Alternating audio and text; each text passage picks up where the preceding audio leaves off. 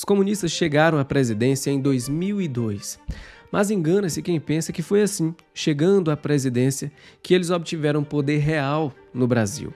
Antes de chegar à presidência, houve uma estratégia de ocupação dos espaços. O processo todo levou muito tempo. Para se ter uma ideia, o Partido Comunista foi fundado no país ainda na década de 20. A esquerda sempre teve algo que a direita infelizmente não tem, que é pensar a longo prazo. A presidência para o movimento revolucionário é como a cereja do bolo.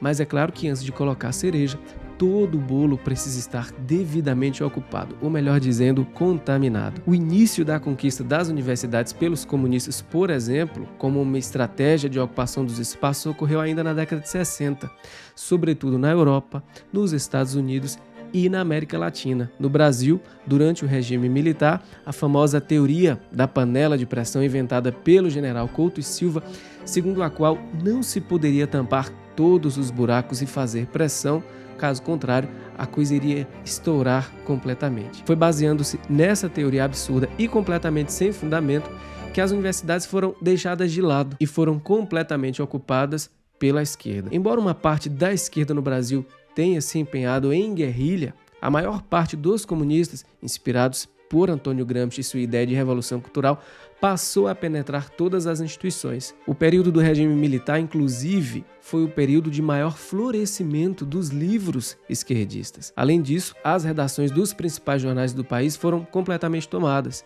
E assim, pouco tempo depois, todas as instituições do Brasil estavam tomadas e os esquerdistas estavam prontos para finalmente colocar a cereja no bolo. Tantos anos depois, considerando os fenômenos recentes, como o impeachment de Dilma e a eleição de Bolsonaro, a direita brasileira segue acreditando que o poder real está na cereja e não no bolo em que está embaixo. E com isso, gasta toda a sua energia na luta de ideias. Mas não é simplesmente uma luta de ideias e princípios.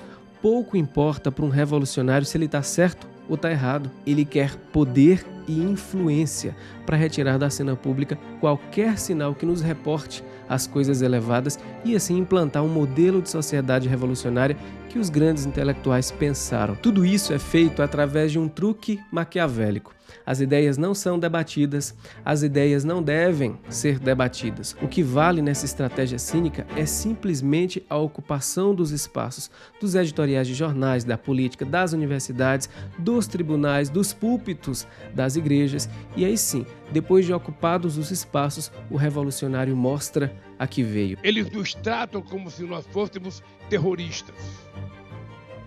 Ele nos acusa de comunistas, achando que nós ficamos ofendidos com isso. Nós ficaríamos ofendidos se nos chamasse de nazista, de neofascista, de terrorista, mas de comunista, de socialista, nunca. Isso não nos ofende. Isso nos orgulha. Isso nos orgulha. O fato de só agora ele dizer que tem orgulho de ser comunista, com aquele ar de satisfação sádica, deixa muito claro a nova fase da tomada de poder, que não é mais a ocupação dos espaços. O processo revolucionário avançou. A ocupação dos espaços eles conseguiram.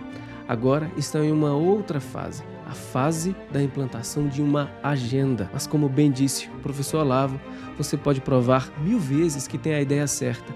Mas se o sujeito que tem a ideia errada é o dono das universidades, da mídia e do movimento editorial, o que vai continuar prevalecendo é a ideia errada.